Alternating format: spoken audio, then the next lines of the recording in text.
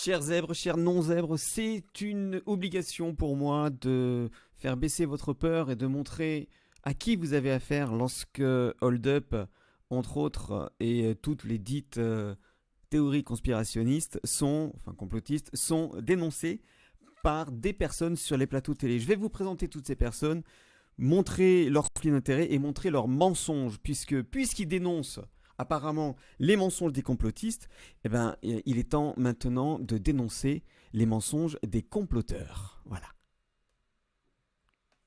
Rudi Reichstadt, comment est-ce qu'on peut expliquer cet engouement? Parce que vous refusez le terme de succès, mais enfin quand même 6 millions de vues, c'est énorme. Avant de parler du engouement, Alors, Rudi Reichstadt, de l'engouement, fondateur de l'observatoire Conspiracy Watch. Je ne sais pas si vous connaissez. Moi, j'ai fait une petite recherche. Allez, hop, on est sur Wikipédia. Conspiracy Watch, observatoire du complot, édité par l'Observatoire du conspirationnisme avec site web fondé en 2007 par Rudi Reichstadt. Bon, je ne vais pas cliquer sur Rudi Reichstadt non plus. Soutien financier de la Fondation pour la mémoire de la Shoah. On va cliquer dessus juste pour voir à quoi ça correspond. Voilà. Et qui finance, surtout, qui finance? Ah ben oui, ben voilà, c'est David de Rothschild. Voilà, David de Rothschild. Monsieur Rothschild, que l'on connaît par l'intermédiaire de Monsieur Emmanuel Macron. Je ne sais pas si vous le voyez bien, David de Rothschild, là, voilà. C'est lui. Soutien donc de Monsieur Emmanuel Macron, forcément, puisqu'il y a travaillé. Et alors, ce qui est très drôle, c'est que lorsque vous allez directement sur Conspiracy Watch, vous avez un petit encart. Nous avons besoin de vous. Aidez-nous à lutter contre les théories du complot, petits ou grands. Vos dons sont précieux. Est-ce que vous ne pensez pas que c'est un peu gonflé de demander à des gens honnêtes qui peut-être ont peur des théories du complot, de venir financer votre projet pour dénoncer des théories du complot qui peut-être ne sont que des vérités de demain, alors qu'ils sont déjà financés par Rothschild? Je trouve que c'est un petit peu fort de café, comme on pourrait dire. Franchement. Là, la présentation, elle est faite.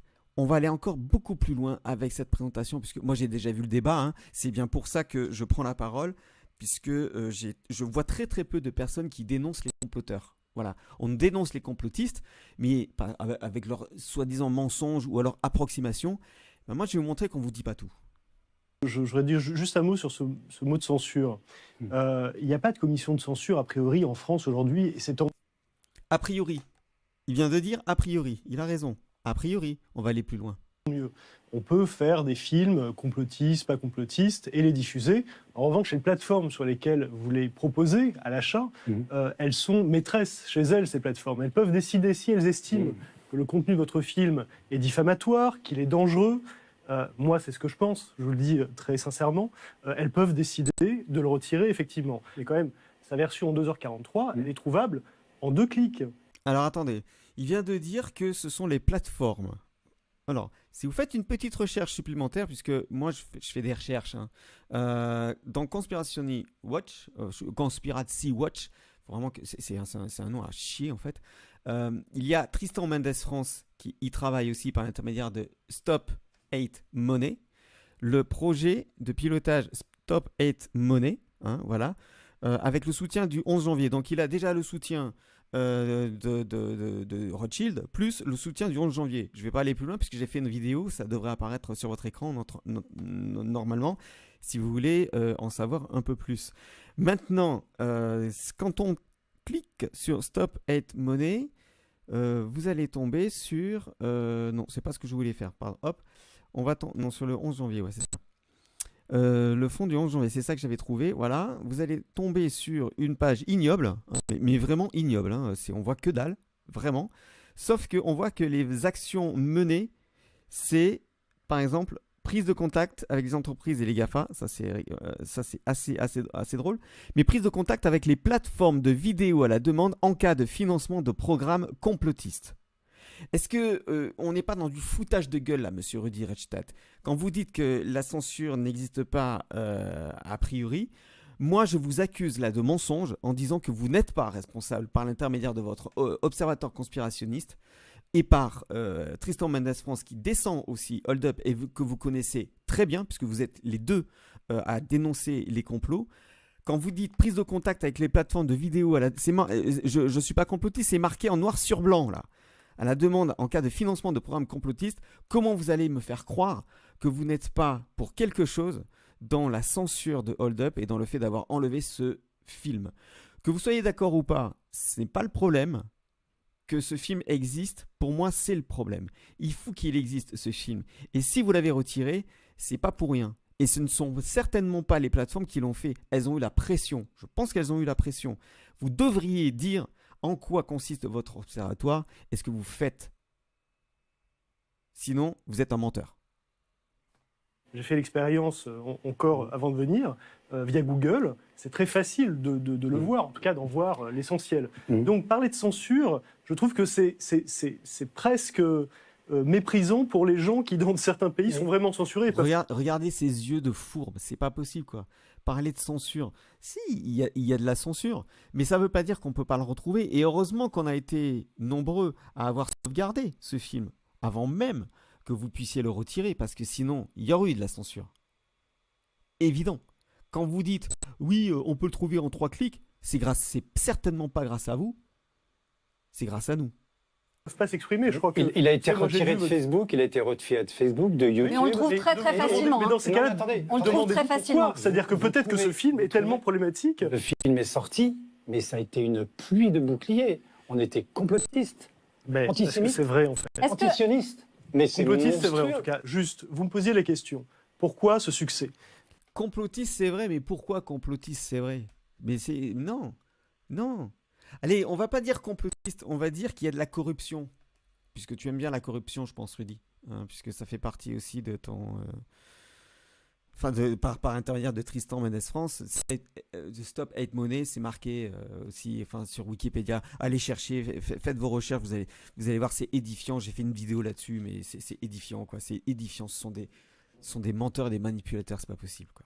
Et là, je vais répondre sur... Je pense que ce succès n'est pas artificiel, pour le coup. C'est-à-dire qu'il y a... Votre film, il a rencontré un véritable écho qui n'est pas artificiel. Donc, ce n'est pas une bulle médiatique. On a beaucoup parlé parce qu'effectivement, les gens ont eu beaucoup d'intérêt pour ce film. Il trouve un écho parce qu'il rencontre une demande sociale de complotisme qui a été forgée au cours des années précédentes. Non, il a été fait parce que il y a eu trop d'incohérences et de manque de communication dans toute cette affaire. Et forcément, lorsqu'il y a un manque de communication, on veut savoir. Quand on veut savoir, on va chercher. C'est votre problème si on va chercher. C'est pas le nôtre. C'est votre problème si on va chercher. Et on va chercher, ben oui, dans des sources alternatives. Certaines sont bien, certaines ne sont pas bien. Mais c'est peut-être à vous de faire le boulot aussi.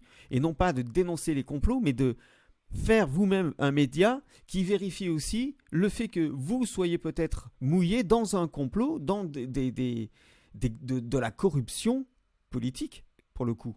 Mais c'est pas à nous de dire « Ah ben non, nous, on va pas vérifier. On veut savoir. » Notamment depuis le début de cette année 2020, où en fait ce film est un résumé, selon moi, de toutes les théories du complot, fake news, fausses informations, des choses... Très franchement, je vous le dis très sincèrement, vous êtes en face de moi, vous avez un visage avenant, je vous trouve sympathique. Mais très franchement, je me suis arraché les cheveux à chaque minute en regardant votre film. C'est dommage, il reste encore des cheveux. Hein. Tu pourrais faire un effort, hein, t'arracher encore plus, hein, franchement. Oui, c'est une attaque à hominem. Comprenez aussi ce que ça peut susciter. Vous avez un propos qui est très fort, qui est très violent d'une certaine manière. Voilà, je comprenais que ça puisse susciter des levées de boucliers qui ne sont pas illégitimes.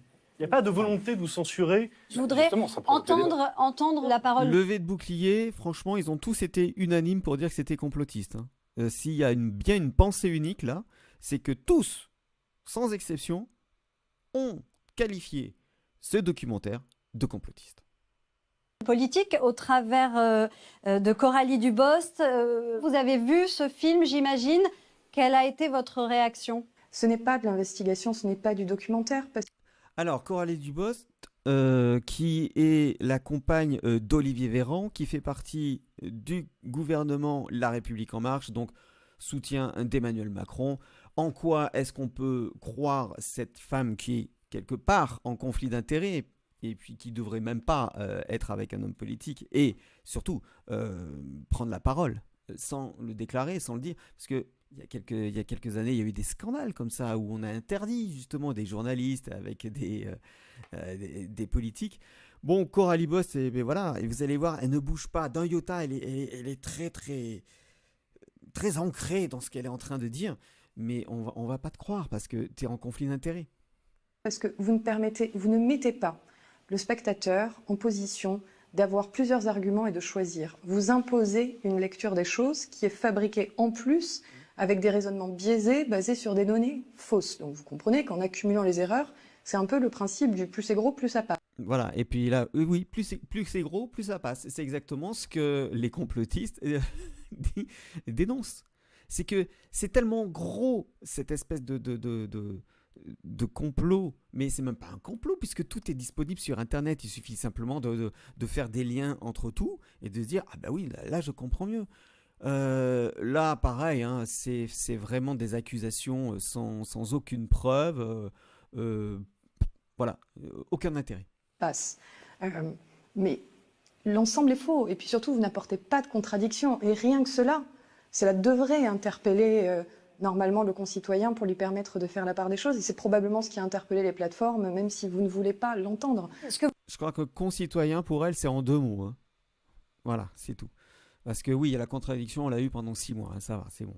Vous disiez Rudi Reichstadt tout à l'heure, et j'aimerais interroger le docteur Jérôme Marty à ce propos, c'est qu'il répond quand même ce film à une inquiétude, à des questionnements que se posent certains Français.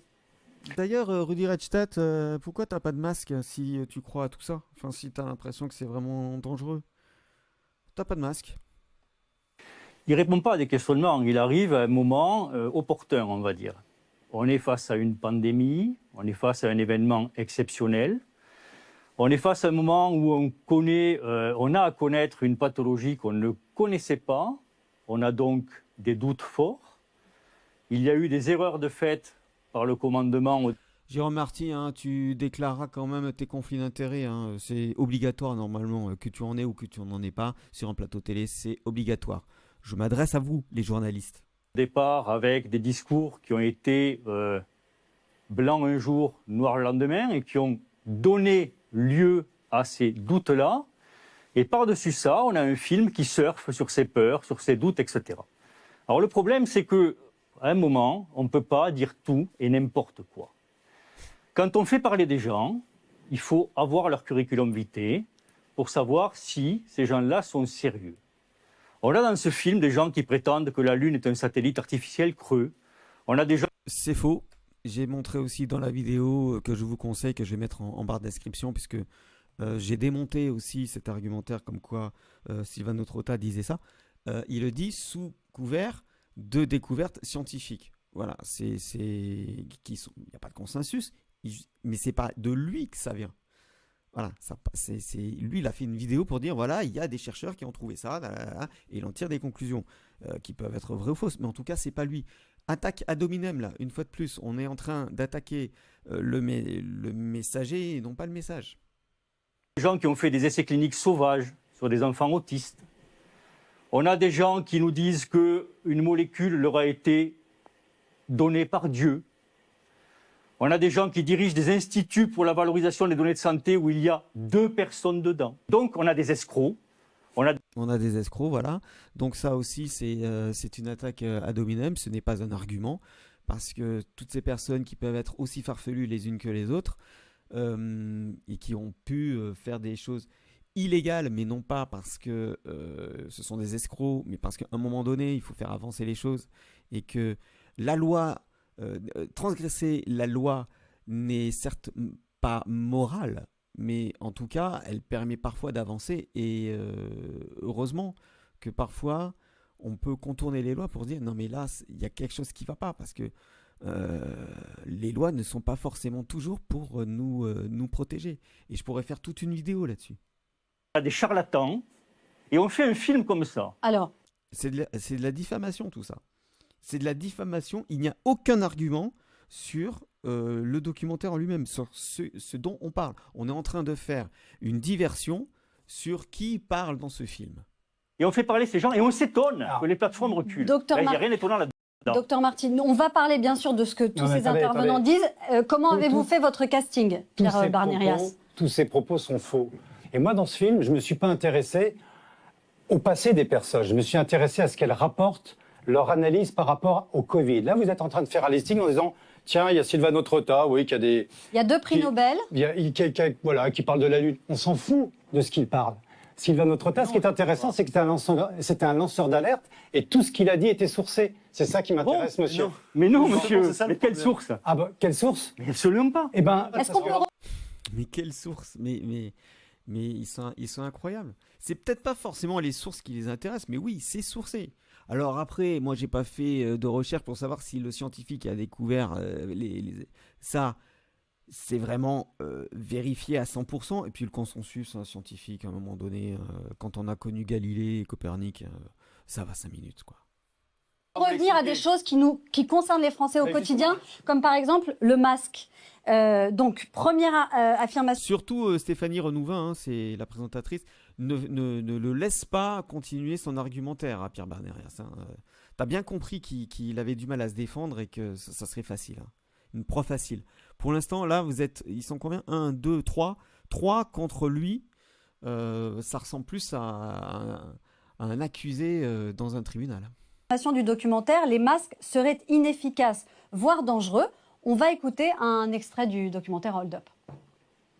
Mais les masques en coton, on sait que c'est moins protecteur. Déjà, les masques chirurgicaux, c'est pas très Bon, ça, je vais passer parce que ça... Juste avant que vous interveniez, entendre le docteur Astrid Stuckelberger, qui est avec nous en ce moment. Vous dites dans le documentaire que l'OMS n'aurait jamais recommandé le port du masque. Vous maintenez ? Absolument, parce que au moment du... Et moi, je le maintiens aussi parce que j'ai fait une vidéo là-dessus aussi.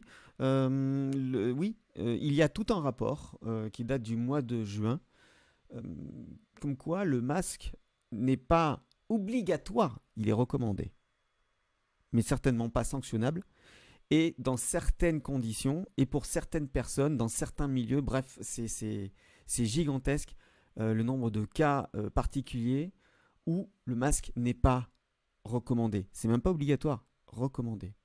du tournage et au moment du film, l'OMS, jusqu'au 20 octobre, n'a pas recommandé le masque, est basé sur des recherches scientifiques. Et d'ailleurs, dans le règlement sanitaire international qui a été signé par tous les États, dont la France, vous pouvez voir que dans l'histoire des coronavirus, parce que ce n'est pas le premier coronavirus, eh ben, on n'a jamais obligé un masque. C'est historique. C'est une histoire de santé publique historique. Et je suis contente, juste pour faire encore une remarque avant, c'est que cette émission, ce qui est intéressant, c'est qu'enfin, grâce au film, on ouvre un débat avec des scientifiques, pas qu'avec des politiques. On ne fait pas de complot dans la science. On pose des faits, on fait des hypothèses. La science, elle évolue et c'est le propre de la science. Et surtout dans les pandémies, on ne connaît pas le virus. On l'a d'ailleurs toujours pas isolé et étudié sa contagiosité. Donc, on est encore un peu dans le bleu dans toute cette histoire. Et la science, elle est justement là pour faire un débat entre scientifiques pour trouver un consensus où la politique ne se mêle pas autant que ce qui est la situation actuelle. C'est absolument incroyable. Merci. C'est J'aimerais le avoir cas la des réponse masques. d'un scientifique à une scientifique. Docteur Marty, qu'est-ce que... Mais qu'est-ce que vous voulez qu'on réponde à ça? Sur les Mais le masques, port du masque. Sur les masques. Mais sur le du port, masque. mais Docteur Marty, il est quoi lui, Docteur Marty? Docteur Marty. Il est scientifique vraiment? En tout cas, vous avez peut-être un scientifique, vous avez une politique, vous avez un autoproclamé contre les complots. Bon, pourquoi pas, c'est bizarre comme débat ça. sur le port du masque, c'est tellement idiot, excusez-moi le terme, mais Pas tous les médecins voilà, sont scientifiques. d'abord, on nous sort une boîte où il y a marqué. Vous avez entendu? Elle vient de dire tous les médecins ne sont pas scientifiques. Parce qu'être scientifique, c'est pas être médecin. Être scientifique, c'est avoir une démarche pour comprendre les choses. C'est-à-dire, vous avez une hypothèse, vous faites des expériences, vous en tirez des conclusions et vous continuez pour rechercher ce qui est le mieux. C'est ça un scientifique, c'est une recherche. Le médecin, il applique. Il y a un symptôme, on donne un médicament, voilà. Je raccourcis volontairement, je suis provocateur, mais c'est ce qu'elle a voulu dire en fait. Tous les médecins, et lui il est médecin, pas scientifique apparemment. Voilà. Donc pour elle, il n'aurait même pas son mot à dire sur ça. Bien sûr, il a son mot à dire parce qu'on est en démocratie, mais il ne devrait pas peser autant. Et comme sur toutes les boîtes, effectivement, le masque ne protège pas des infections. Pourquoi? Il faut se rappeler pourquoi quand même. Quand on porte un masque plat, Ah oui, médecin généraliste. ce masque plat est ouvert, il n'est pas clos. D'accord? Donc si vous avez un virus en suspension, il est évident que ce virus peut passer et que vous pouvez le respirer. Mais ce n'est pas pour ça qu'on porte le masque. Depuis le début, on porte un masque qui a un but d'écran. C'est-à-dire que son but, c'est d'empêcher une personne porteuse asymptomatique d'aller contaminer son vis-à-vis. Bon, à partir de là, on a cet écran et donc on diminue la charge virale qui est en l'air. Différentes études, qu'elles soient américaines, qu'elles soient celles du service de santé des armées suisses, ont montré Différentes études, est-ce que tu peux citer les études? Est-ce que tu peux dire de quelle université, quand, sur quel échantillon de population, avec quels paramètres?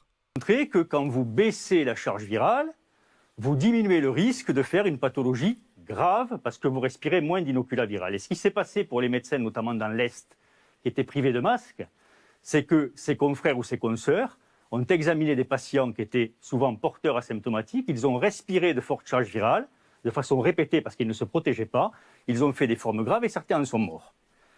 Donc le masque empêche... Bon, après, je ne sais pas si vous êtes au courant qu'il y a beaucoup de médecins et de gens dans le milieu hospitalier qui n'ont pas une vie très saine non plus, hein. Donc il faudrait voir aussi leur bulletin de santé. Cela. Et quand on dit qu'il y a aérosolisation, laissez-moi, je ne vous ai pas interrompu, madame. Quand on dit qu'il y a aérosolisation, et c'est ce que nous disions dès le mois de mars, on comprend que les soignants doivent porter des masques FFP2 parce que ceux-là sont clos, et donc ils se protègent dans le sens excréteur vers celui qui reçoit l'excrétion. Mais le masque en lui-même, le masque notamment le masque plat ou les masques en tissu, sont là uniquement pour faire écran, barrage en quelque sorte, à l'excrétion du virus, et donc sont utiles, voire fortement utiles et indispensables dans la protection par rapport à cette pathologie. Mais utile, oui. Fortement indispensable, non. C'est ce que dit l'OMS. L'OMS qui explique que le masque n'est pas obligatoire, mais recommandé. C'est sûr que si vous allez vomir sur quelqu'un, si vous n'avez pas de masque, hein, c'est sûr qu'il va être contaminé, hein, c'est sûr. Mais avec la distanciation sociale et avec une personne qui a le masque et l'autre non, si vous êtes à bonne distance, il n'y a pas de souci. Le masque, c'est dans les endroits clos, comme le métro, voilà, c'est ce que dit l'OMS en gros, quoi, dans un endroit clos, et surtout si vous êtes pendant longtemps à côté de la même personne, enfin voilà, c'est du délire ces histoires de masques. Je vous conseille d'aller lire le rapport de l'OMS. Merci, docteur Marty. J'aimerais vous entendre, Coralie Dubost, sur ce sujet précisément, puisqu'il est également très politique. Il y a eu quelques revirements dans la communication autour du masque au début. Il est passé d'accessoire à obligatoire. Qu'avez-vous à répondre? Elle a un balai dans le cul ou quoi, Coralie Dubost, là, parce qu'elle bouge pas du tout. Dans le cas d'une crise épidémique, évidemment, les données évoluent avec la science, évoluent avec la façon dont l'épidémie se répand, évoluent en consolidation des données internationales de nos pays voisins, de l'OMS notamment. Donc bien évidemment qu'il y a des évolutions. Et si vous cherchez un gouvernement sur la planète qui aura été parfait, vous n'en trouverez pas. Bien évidemment qu'il peut y avoir des dizaines Mais c'est hors sujet, hein. de décisions par jour sur des centaines de jours. Bien évidemment qu'il peut y avoir des erreurs, mais ce n'est pas pour autant qu'il peut y avoir manipulation. Et vouloir biaiser complètement une action publique pour parler... Mais où tu as entendu parler de manipulation? On n'a pas parlé de manipulation, on a dit que les masques n'étaient pas obligatoires. C'est pas de la manipulation. On dit juste ça. Après, si toi tu vois de la manipulation, c'est que quelque part, peut-être que tu te dis qu'on a peur qu'il y ait de manipulation, mais ça on ne l'a pas dit. Et construire une théorie du complot qui, en plus, il faut quand même le souligner, ce qui est d'assez extraordinaire avec ce film, je trouve qu'il est à la croisée des chemins entre le complotisme et le populisme. Parce que, en plus de fabriquer une théorie fausse à partir de données fausses, avec un raisonnement erroné, avec des personnes au CV qui sont plus que douteux, comme ça a été expliqué tout à l'heure, il est aussi en train de construire une idéologie, un véritable projet politique, où vous auriez une élite contre le peuple, une autre entité, le peuple. Et il organise des divisions, ce qui est le propre du populisme. Et qui... Quand Emmanuel Macron dit c'est notre projet et qui crie c'est notre projet, c'est quoi? C'est un projet comment alors? C'est quoi le projet? On sait toujours pas ce que c'est que le projet, hein. Donc là, quand on fait la politique, c'est le projet. Il n'y a pas d'idéologie derrière. Peut-être. Mais là, c'est pas une question de populisme. Là, tu t'es complètement à côté de la plaque, quoi. On parle pas de populisme, on dit simplement, voilà ce que l'on trouve de bizarre. Et on voudrait comprendre. Expliquez-nous. On vous demande de faire de la pédagogie. D'ailleurs nourrit les partisans d'extrême droite comme d'extrême gauche. Et ça, je trouve qu'en termes de démocratie, si vous voulez, c'est d'une dangerosité immense. Et puis, c'est une injure faite à l'intelligence de nos concitoyens. Documentaire complotiste, Attendez. vous répondez quoi? Avec, du coup, une absence de contradicteurs. Mais C'est un quand on point vous de vue- reproche... Attendez. C'est un point de vue. Reproche d'être complotiste. C'est quoi complotiste? Et de, et Il est de- où- il est où le et de ne complotiste pas, de ne pas avoir... Expliquez-moi ce que c'est qu'un complotiste, parce que Rudi sincèrement... Reichstadt, pour vous, c'est un documentaire complotiste? Non mais Est-ce que vous pouvez nous allez-y, dire allez-y. pourquoi? Mais oui, ça répond parce que Vous c'est donnez un film quelques à thèse. Vous défendez la thèse d'un complot mondial criminel. je ne défends rien, monsieur. Si, c'est Mais clair. non, je ne défends Assumez au moins votre propos. Mais j'assume complètement mon propos. Bah, votre propos, c'est celui-là. On Alors, regarde ce dites-moi. film Mais et à la dites-moi. fin, si on vous suit, Ça, c'est votre et perception. vous mettez même en scène dans le film, à un Oui. moment, on vous voit, on Très vous bien. Et sentez qu'est-ce que je convaincu. dis Et qu'est-ce que je dis dans le Si on film vous suit, et vous nous prenez d'ailleurs par la main, en 2h40 au début, vous enchaînez. C'est le propre d'un les- documentaire les- cinéma. qui, Mais pour moi, Ouais. sont des fausses informations, et pas seulement pour moi d'ailleurs. Et après, dans la deuxième partie du Vous savez- film, effectivement, on part dans les strates du complotisme le plus échevelé, et qui sont des thèses qu'on connaît bien, qui ont une histoire, qui ne tombent pas du ciel, Bien. qui sont pas nées avec la Covid-19. C'est des thèses qui datent des années 50 au moins. Bah, Le écoutez- nouvel ordre mondial, le complot mondialiste, Ah, vous- etc. vous Quand vous savez- parlez... Attendez. Pardon, mais juste... Oui, pardon. Mais quand Nicolas Sarkozy disait que rien ne pourra empêcher le nouvel ordre mondial d'exister, allez voir, hein, ça aussi c'est pas du complotisme, hein, il y a des sources, hein. Allez voir, vous tapez sur Google, vous allez les trouver, hein. Donc oui, il y a un nouvel ordre mondial qui veut s'instaurer, c'est tout. C'est pas du complotisme. C'est simplement que toi t'es peut-être pas au courant, ou alors si t'es au courant, Rothschild qui te paye t'a dit tu la fermes là-dessus. J'en sais rien. Je pose la question. Vous incriminez Bill Gates, les Rockefeller, le Bilderberg, le Forum de Davos Attali. et Jacques Attali. Quand vous expliquez que la CIA avait tout prévu il y a plus de 10 ans, que tout ça est en circulation depuis des Beaucoup de raccourcis là, hein. Beaucoup de raccourcis. années. Il y a une littérature sur Mais ça, j'ai- si j'ai- vous attendez. voulez. Donc c'est pas moi qui le dis même. Moi je suis tributaire des politologues, des historiens, des sociologues qui travaillent sur ces questions-là depuis des années, en langue française, en langue anglaise, qui ont produit des choses là-dessus. Alors, Ça existe. D'accord. Vous pouvez pas dire que ça n'existe pas. Non. Vous défendez l'idée Non. d'un complot mondial sans en apporter la preuve, et en plus, vous pourriez dire on n'a pas les preuves. Mais Oui, parce que quelle preuve arrivera à te convaincre? en plus, ça n'est pas plausible. C'est pour ça que ça répond à la définition de complot. Attendez, là vous Ce n'est pas plausible. Les complots pour M. Rudi Reichstadt n'existent pas. Ce n'est pas plausible. Voilà. Ça y est, c'est réglé. On a compris. On a trouvé tout de suite. C'est pas possible. C'est pas plausible. Voilà. Mais il n'y a aucun argument. Vous êtes en train de dire qu'il y a des choses qui existent depuis 50 ans que j'ignorais. Oui, j'ai pas votre culture, j'ai pas vos Non. connaissances. Quand j'ai commencé ce tournage, C'est dans la presse, J'ai com- monsieur, quand même. pardon, laissez la liberté au réalisateur que je suis d'avoir un propos. Mon point de vue, dans un premier temps, laissez-moi terminer, un documentariste, il fait un point de vue. Vous reprochez à des documentaristes d'avoir des points de vue? Non, moi j'ai fait un Non. documentaire et Bon, j'avais un très point de bien. vue. Moi, Donc, j'ai pas de problème avec ça. j'aimerais, s'il vous plaît, Vous pour laissez que nos entendre- téléspectateurs comprennent de quoi il s'agit, qu'on regarde justement un extrait où il est question Non, mais- de ce complot. Il est question de ce qu'on appelle la grande réinitialisation ou Great Reset. Et je vous propose d'écouter justement les propos de Monique Pinson-Charlot, qui est Oui. une sociologue me parler. éminemment connue en France, c'est minoritaire. ancienne directrice de recherche au CNRS. J'aimerais qu'on l'écoute et qu'on en Bon, reparle on va- après. vous avez tous vu le documentaire, j'imagine. Écoutez, donc on- moi, je veux pas on- apparaître on- dans- On va enlever le... Je ne voudrais pas regretter maintenant- ses propos maintenant- et juste avoir perçu dans sociologue me parler. éminemment connue en France, d'accord. ancienne directrice de Pourquoi pas. recherche au CNRS. J'aimerais qu'on l'écoute et qu'on en reparle après. Comme les nazis allemands l'ont fait Ah oui, ça, c'était pendant la peut-être- deuxième, il y a un holocauste qui va éliminer certainement la partie la plus pauvre de l'humanité, c'est-à-dire 3,5 milliards d'êtres humains. Alors, je précise que cette dame s'est désolidarisée du documentaire depuis qu'il a été Oui, diffusé. elle a dû avoir beaucoup de Vous vous passion. êtes posé des questions quand une de vos intervenantes comme ça, au même titre que l'ancien ministre de la Santé Philippe Douste-Blazy, Oui, je- se désolidarise du travail que vous avez fait en Oui, disant je réalise juste, je mesure juste la pression que ça a été d'avoir cette pluie de calomnies, d'insultes comme complotiste, antisémite, antisioniste.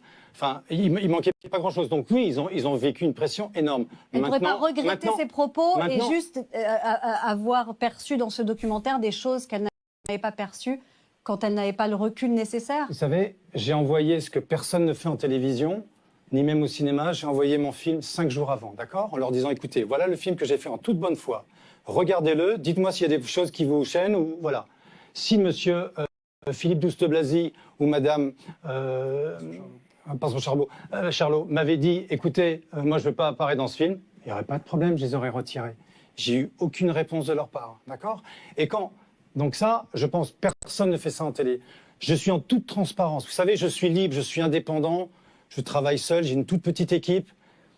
Qu'on n'aille pas me chercher. Enfin, je pense être la personne le plus respectueux des propos des gens qui sont venus sur le plateau. Et moi, je me demande aujourd'hui, sur les 30 personnes, il y en a encore 28 qui sont là. Alors qu'ils se font insulter, parce que c'est une insulte, monsieur. Moi, c'est une insulte pour moi. Il faut que vous l'entendiez, ça. Est-ce que je peux C'est vous une répondre? insulte pour moi d'être taxé de complotiste. Ça peut se comprendre. Parce que j'ai juste ouvert des portes que je... Moi, la question que j'ai envie de vous poser, c'est que quand vous entendez Monique Pinson-Charlot qui parle d'Holocauste, qui parle de vouloir faire disparaître 3,5 milliards de personnes, ça vous alerte pas, quoi? Vous dites c'est normal. C'est mon propos. Je le mets dans mon film. C'est mon propos, c'est le sien. C'est une personne quand même qui est reconnue. Elle parlait du Great Reset, justement. C'était en lien avec le Great Reset. Qui annonce mais vous le cautionnez, ça, quand vous le mettez dans votre film. Vous êtes au courant, quand même. Vous cautionnez cette chose-là. C'est-à-dire que quelqu'un vous dise, on est dans un holocauste mondial, on va faire disparaître 3,5 milliards de personnes. Un film, un documentaire, C'est c'est normal. un film, pas un documentaire, c'est pour ouvrir le débat. C'est ce qu'on fait Non, mais aujourd'hui. on n'est pas dans une fiction, là. Mais non, on n'est pas dans une fiction. On n'est pas dans une... C'est un documentaire. Enfin, c'est un documentaire, mais on est d'accord, quoi. Et alors? Non, mais le problème, c'est que vous avez des gens dont le métier... Le problème, c'est que ton métier, c'est médecin généraliste, que tu devrais être à ton cabinet en train de soigner des gens ou alors en train de dormir ou quoi que ce soit, mais pas d'être sur un plateau de télé à dire des balivernes pareilles. Parce que tu n'as pas... T'as aucun argument à part insulter les gens, à part les décrédibiliser, à part tout ça, quoi. Quelque sorte, est d'être sismologue. C'est-à-dire d'étudier les mouvements de la planète. Et de regarder ce qui se passe. À partir de là, d'en tirer des prévisions possibles. Mais le fait de donner ces prévisions ne veut pas dire qu'on est d'accord avec elles. Ou qu'on va faire le séisme. Voilà ce qui peut se passer. C'est de prévenir, exactement comme dans votre film, à un moment, on dit... J'ai bien compris, il vient de dire que lorsqu'il y a des sismologues qui prévoient qu'il y a des variations, donc peut-être un tremblement de terre, on peut ne pas être d'accord avec.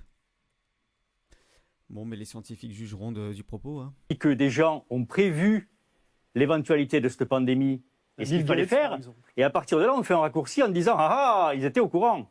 Attendez. Mais ça n'a rien à voir. Mais pourquoi est-ce qu'on n'a pas entendu un autre son de cloche comme celui du docteur Marty dans votre film? C'était volontaire. Moi, j'avais un point de vue. C'était de réhabiliter le virus. Alors, ça peut vous paraître complètement stupide, mais quand j'ai vu que j'avais toujours pas de réponse avec un confinement qui est unique dans l'histoire de l'humanité, avec au total, je ne sais pas, des morts qui font... L'âge moyen, c'est 84 ans, on est d'accord, des morts qui sont du Covid. Aujourd'hui, on a, en tout, au niveau mondial, c'est quand même un virus qui fait moins de morts qu'une tuberculose. J'avais effectivement... Donc, je voulais réhabiliter le virus pour dire, attendez, le virus naturel, il fait partie de nous. Il a créé notre histoire, il a formé notre ADN, voilà. Au départ, c'était ça. C'était effectivement, je vais aller sur cette route, je vais réhabiliter le virus. Si le virus avait été naturel, il n'y aurait aucun problème. Il est naturel. Alors, justement, sur cette histoire de virus naturel ou pas, il y a deux, pardon? dans le documentaire, vous dites... Exactement ce que vous... Il vient de dire que le CNRS avait publié un article pour dire que c'était pas encore vraiment complètement acté que le virus était naturel. Elle vient bien de le couper, là. Et comme il n'a pas l'habitude d'être interviewé, et surtout de façon aussi dégradante, quoi, et sans aucun respect, eh ben, il ne reviendra pas dessus. Vous dites très clairement que le virus aurait été inventé. L'un de vos intervenants annonce que le virus a été inventé par l'Institut Pasteur. Par qui a été fabriqué? Tout a été fabriqué par l'Institut Pasteur. Pour le professeur, aucun doute. Le virus est bien sorti de l'Institut Pasteur avant d'être envoyé à Wuhan ou ailleurs. Alors, on parle du SARS-CoV-1 et pas le SARS-CoV-2. Et le SARS-CoV-2 serait une continuité de ce virus. Donc là, on va jouer sur les mots encore une fois de plus. Coupable de la Covid-19 a bien été trouvé. Et aujourd'hui, l'Institut Pasteur vous poursuit en diffamation. Ah, c'est très bien. Vous le saviez? Très bien. Non, pas du tout. Mais c'est pas moi qui dis que le virus a été créé par l'Institut Pasteur. C'est pas Pierre Barnarias. Pierre Barnarias, il est même pas au courant que l'Institut Pasteur le poursuit pour diffamation. C'est quand même énorme. C'est la journaliste qui lui apprend. Alors soit c'est vrai, et dans ce cas il y a un problème, soit c'est faux, et dans ce cas il y a un problème. Barnarias, il n'y connaît rien. C'est juste un réalisateur, un artiste. D'accord? Juste, on rappelle. Attendez. Je vous en prie. Attendez, dans le film, il y a Fourtillant, je l'ai rencontré il y a 3 mois, d'accord? Quand j'ai rencontré ce bonhomme et je lui dis, est-ce que tu as des preuves, machin, il m'a expliqué. Je lui dis, ça s'écoute, c'est quelqu'un qui est spécialiste des brevets. C'est quelqu'un qui est. Quelqu'un de condamné. Pourquoi riez-vous? Expliquez-nous. Parce que. Riez, mais parce que si vous voulez. Non, mais parce que si vous voulez, Jean-Bernard Fourtillant est un pharmacien bien connu du mouvement anti-vax, qui va jusqu'à dire qu'il y a un massacre imposé à tous les enfants nés en France depuis le 1er janvier 2018, c'est-à-dire depuis qu'on a rendu obligatoire les vaccinations, qui s'est rendu coupable d'essais illégaux. Mais voilà le genre de personnes sérieuses que vous employez. Non, mais attendez, un instant. C'est marrant parce que quand un rappeur il fait des trucs illégaux et qu'il devient musicien et que en fait, un rappeur, un ancien délinquant devient rappeur. Ou alors artiste, tout simplement. Il n'y a aucun problème, c'est normal, il y a une deuxième chance, etc. Lui, il a été condamné. Déjà, il faudrait voir condamné pourquoi. Est-ce qu'il n'y a pas de déformation? Puisque là, c'est quoi? C'est un procès d'intention qu'il lui fait. Sauf que moi, j'ai aucune preuve. Il faut que j'aille chercher. Lui, il nous donne aucune preuve, si ce n'est, écoutez-moi, je vous dis, lui, il a été condamné. C'est un débat inutile.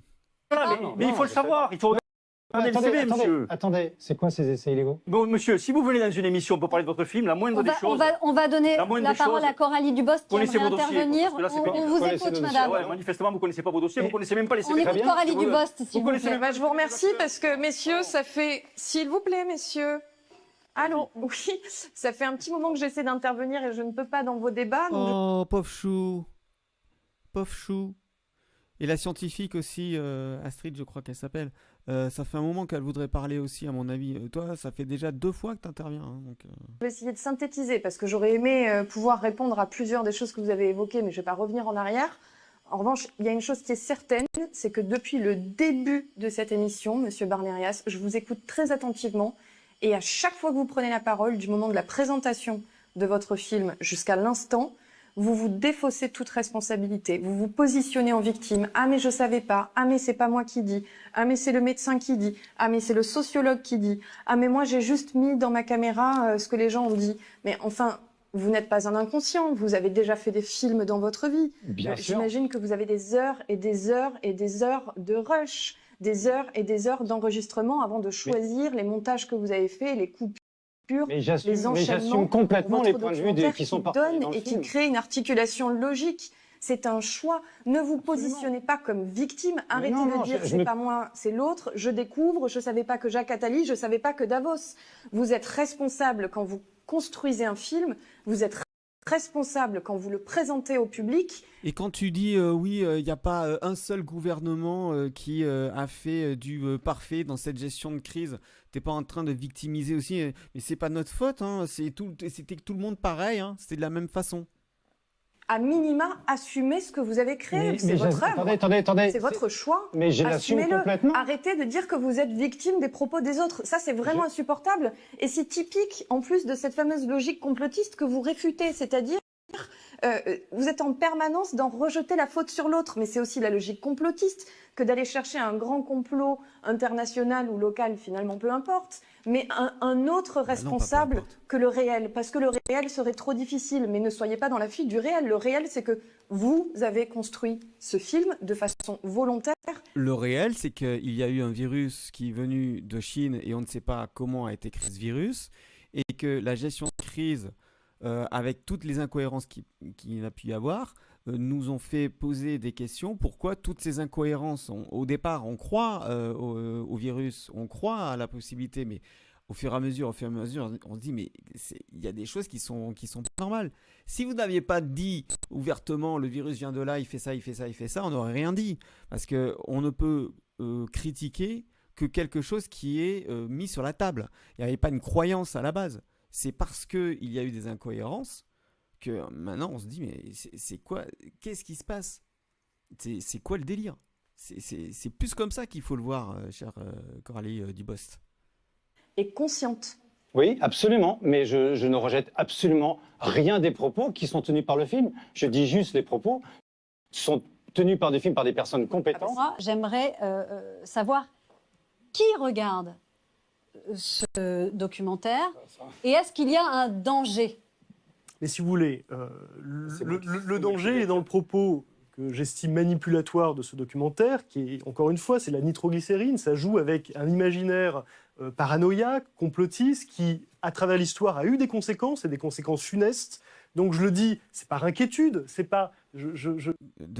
C'était quoi les conséquences funestes des anciens complots, des théories du complot? Tu dis rien, là. Tu dis que dalle, tu sers à rien. Il n'y a rien de personnel, vous comprenez, c'est vraiment problématique. Donc, les gens qui le regardent, il y a des gens comme moi qui le regardent parce qu'ils sont critiques, il y a des gens qui regardent ça parce qu'ils sont fascinés, ils trouvent ça ils sont curieux, etc. Il y a des gens qui vont tomber dedans, qui vont épouser cette thèse et que ça va enfermer dans la confirmation de ce qu'ils pensaient. Voilà, encore une fois, je vous le dis, c'est pas un succès artificiel, il y a une vraie demande sociale, et c'est cette demande sociale de complotiste qui m'inquiète. Est-ce que c'est dangereux? Il est vrai qu'aujourd'hui, on vit une énorme période d'inquiétude. Jérôme Salomon, le directeur général de la santé, le précisait il y a quelques jours. L'état dépressif des Français a doublé en un mois.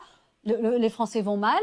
Est-ce qu'en période de crise, il est systématique de vouloir trouver un coupable? Est-ce que finalement, ça ne rassure pas un peu? Ce que fait le complotisme, c'est que face à des questions qui sont complexes et auxquelles on n'a pas les réponses, le complotisme vous dit, finalement, la menace, elle est circonscrite, elle a le visage de Bill Gates, de Big Pharma, du gouvernement ou de l'Institut Pasteur. Et donc, quelque part, c'est rassurant, parce qu'on se dit, il suffirait de neutraliser ces gens-là, de mettre Bill Gates en prison, et on réglerait le problème. Effectivement, ce serait très rassurant. On s'entend pas. Ce film était pour faire un débat. Il n'y avait pas de débat jusqu'à maintenant. Je dis bien jusqu'à maintenant. C'était monocorde. L'origine du virus, on n'en parlait pas. Le confinement, toutes les mesures, on n'en parlait pas. Le confinement, aujourd'hui, l'OMS vient de dire le 12 octobre. Ouvrez un journal, on en parle. Ouais. Bon, d'accord. On fait que ça, on parle légiférer là-dessus. Mais c'est totalement faux. Ah non. Sur la problème. Madame Dubost, légiférer, on s'en fout que tu légifères là-dessus. C'est pas légiférer sur le confinement. C'est les études sur le confinement. Est-ce que c'est vraiment valable? Est-ce que c'est vraiment recommandé? Est-ce qu'il y a des conséquences? Quelles sont les conséquences dramatiques du confinement? Parce que oui, il y a des gens qui vont se suicider. Oui, il y a des gens qui vont pas bien. Et ça, vous n'en parlez pas. On va écouter. À l'Assemblée, on en parle. Ça fait 10 mois que ces débats existent, 10 mois qu'ils... Et c'est quoi le temps de parole là, dont bénéficie Coralie Dubost par rapport à Astrid, je sais plus comment elle s'appelle. C'est quoi le temps de parole? C'est quoi ce temps de parole? C'est la République en marche, j'ai le temps de parole que je veux, puis les autres uniquement quand on se dit tiens, ça serait pas mal de les faire parler? C'est scandaleux. C'est scandaleux. Le temps de parole est très mal distribué. Ils sont traités. Ce que vous faites, qui est inédit, c'est de prendre strictement des détails de contestation et de les agencer entre eux avec un faux lien logique. Ça, c'est inédit. Mais Ah ben non, c'est pas inédit, puisque c'est exactement comme ça que Rudi Reichstadt dénonce les théories du complot. les débats et les critiques, surtout, ils sont ouverts depuis le début. Nous sommes en France, je pense que c'est l'un des pays où nous débattons le plus des mesures publiques qui sont adoptées. Ouvert depuis le début? Ah bah oui, tu m'étonnes, oui. Lorsqu'il y a une cabale contre Didier Raoult, lorsqu'il y a une cabale contre professeur Perron, et comme bizarrement il y a une cabale contre tous les contradicteurs que vous avez fait taire au bout d'un moment, et qui sont allés justement, qui ont été contactés par Pierre Banarias pour faire ce film, je pense pas que ça soit très démocratique tout ça. Adopté, et sur toutes les chaînes, dans toutes les presses, et d'ailleurs certaines ne sont pas tendres avec le gouvernement, et c'est normal et c'est leur droit, mais pour autant vous ne pouvez pas dire, je ne peux pas vous laisser dire, nous sommes en France au XXIe siècle, le pluralisme d'opinion existe, le pluralisme médiatique existe. Donc... Le pluralisme d'opinion existe. Je ne crois pas, puisque lorsque vous êtes tous d'accord pour dire que c'est un complot, Ce n'est pas une pluralité. La pluralité, ça serait avoir diverses opinions avec des journaux qui ne prennent pas parti, puisqu'ils sont tous achetés par les plus grandes personnes, et ça, c'est pas du complot non plus, c'est vrai. Donc il y a des conflits d'intérêts partout. Allez, on va pas dire que c'est du complot, mais que c'est de la corruption. Donc, ne transformez pas les faits, c'est précisément ça le complotisme, c'est de réécrire l'histoire. Madame Dubost, vous comprenez quand même que les Français voient au JT, dans des émissions de télévision, des scientifiques qui ne sont pas d'accord entre eux, des politiques qui ne sont pas d'accord entre eux. Donc c'est vrai que quand quelqu'un arrive en disant j'ai la solution, j'ai trouvé, et ben peut-être qu'on revient à ce que je disais tout à l'heure, il y a un côté rassurant. Comme vous le disiez, madame, je pense que le fait que certains scientifiques soient allés quotidiennement sur des plateaux télé pour contester et discuter a doucement érodé la confiance que les concitoyens pouvaient porter. Oui, docteur Martin, il y a un problème. Là je regrette une seule chose lorsque elle dit ça. Pierre Bernerias, j'ai vu l'émission, donc il n'en parle pas. Pierre Bernerias aurait dû parler du Lancet, et que l'hydroxychloroquine a été évincée, a été interdite suite au papier du Lancet qui s'est avéré faux, une fake news. Ça a été démonté, ça a été démontré, ça a été dit dans la presse très rapidement. Hein. Mais l'hydroxychloroquine n'a pas été réhabilitée. Pourquoi ? La question reste en suspens. Là, il y aura un gros travail en sortie de crise Covid. Il faudra qu'on s'interroge tous collectivement, et les scientifiques aussi, sur qu'est-ce que c'est que prendre une parole les otages des scientifiques, pour moi en tout cas. À l'endroit de la population. Une dernière question avant de vous quitter, messieurs. Pierre Bernerias, il y aura un hold-up 2 ? Pas pour moi. Non, ça suffit. Non, mais sérieusement, moi j'ai fait un pas de côté pour essayer de... Mais quelle question idiote! Est-ce qu'il y aura un hold-up 2? Mais c'est pas ça va, c'est pas une saga. C'est un documentaire qui arrivait comme ça pour faire en sorte que les débats s'ouvrent. Ce n'est pas un débat là, c'est un réquisitoire. Hein. C'est un réquisitoire, c'est pas un débat. Mais quelle question conne! Franchement, je suis désolé, mais moi j'ai fait du journalisme, j'aurais jamais osé. Bon, en même temps, je bosse pas parce que justement, je suis pas pareil. Mais un hold-up 2, mais quelle idiotie, quoi. Qu'est-ce que tu vas raconter de plus? Trouver des réponses à des questions qui ne sont toujours pas là. Hein, pourquoi la chloroquine est classée en substance vénéneuse? Il y a plein de questions encore qui restent. L'origine du virus. Je vous indiquerai les sources. Mais justement, le débat de ce soir ne vous a pas donné envie d'aller creuser autre chose avec comme intervenant peut-être deux messieurs. J'ai interrompu 2 tournages pour faire ce pas de côté. Je suis estomaqué, je suis abasourdi, je n'ai pas de mots pour... Et puis, ça vous dépasse un peu ce qui se passe autour de Hold Up ? Non, ça ne me dépasse pas. Non, je suis, comment dire, anéanti par cette pluie, encore une fois, quand vous êtes taxé de complotiste, et je suis désolé, je ne suis pas complotiste, mais ça, on va voir, on verra pour la suite, complotiste, antisémite, ça c'est grave, antisioniste, c'est monstrueux.